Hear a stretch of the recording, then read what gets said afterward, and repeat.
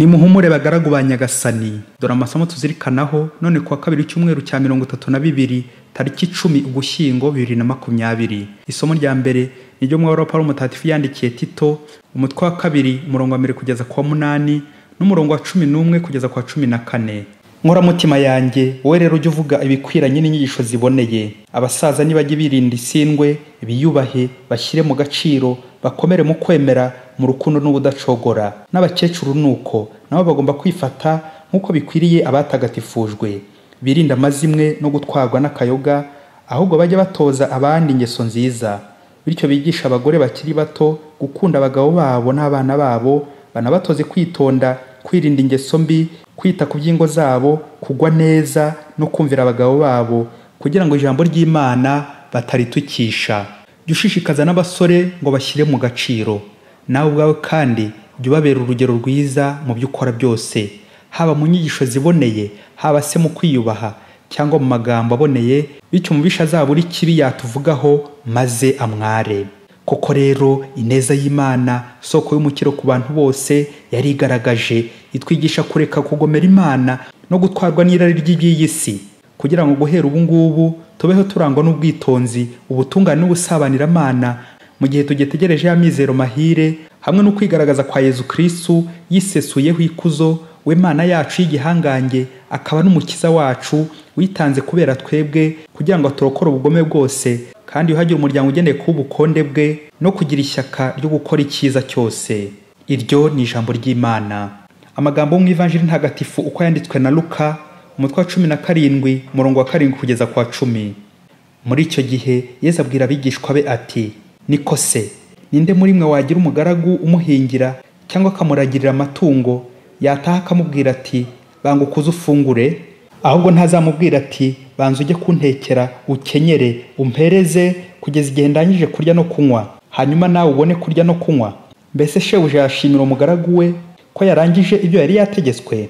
Namwe nuko nimurangiza gukora icyo mwategetswe cyose, mujye muvuga muti turi abagaragu nk'abandi, twakoze ibyo twari dushinzwe. Iyo ni Ivanjili ntagatifu. Bana b'Imana, turi abagaragu ba Nyagasani.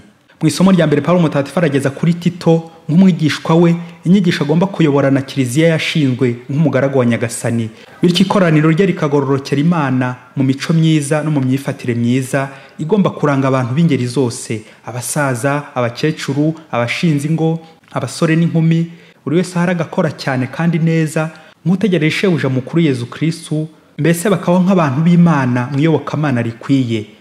Paulo yagize ati: koko rero ineza y'Imana yari igaragaje ku bantu bose, itwigisha kureka kugomera Imana no gutwarwa n'irari ry'iyi si, kugira ngo guhera ubu tubeho turangwa n'ubwitonzi, ubutungane n'ubusabanira-Mana, mu gihe tugetegereje ya mizero mahire no kwigaragaza kwa Yezu Kristu. Amen.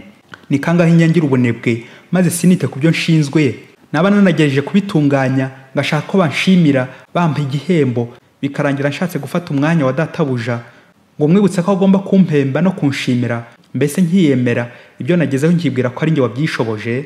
Yezu muri iyi Ivanjili ya none yagarutse ku bwiyoroshye bw'umugaragu mwiza uri ku murimo, aratwibutsa kuzuza inshingano zacu, ibindi tukabiharira Imana, tukarangiza neza ibyo dushinzwe nta kwikuza, kuko ni Nyagasani uturebera ibyo twagezeho. Ese njyewe iyo ndangije imirimo nahawe ndishima, ndiyemera cyangwa baranshima?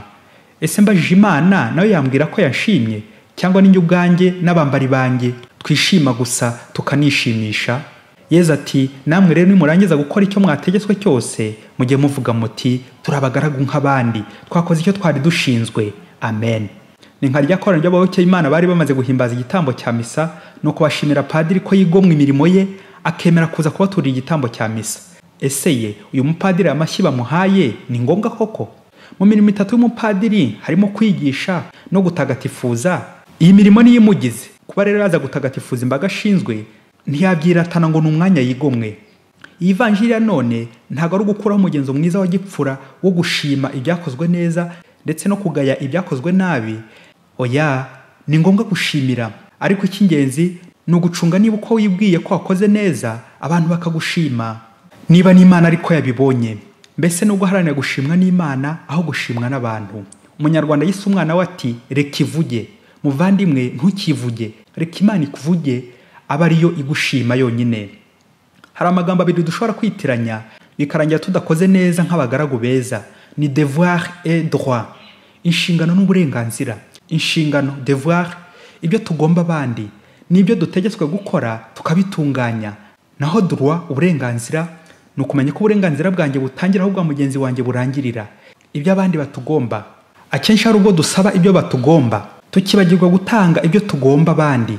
Nyamara tujye tuzirikana ko ku munsi w'urubanza Imana itazakubaza abaguhemukiye, abakugiriye nabi, ahubwo izakubaza abo wahemukiye, wagiriye nabi, cyangwa ikagushimira abo wagiriye neza.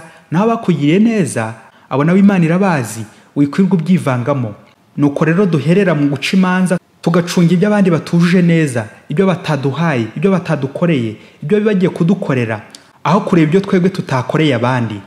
Ese ubwo twaba turi abagaragu beza, cyangwa turigenga tukikora ibyo dushatse dutegereje ibihembo yewe tutanakoreye amashimwe? Umunsi umwe muri Afurika ya kure, umuyobozi wajya gutwara ibikombe by'imihigo akaza buri gihe ari uwa mbere, bakamushima, bakamuha imidari y'amashimwe n'ibikombe by'imihigo byinshi ararundanya. Abandi bayobozi baza gukora urugendo shuri ngo bamwigireho kuko babonye ari indashyikirwa.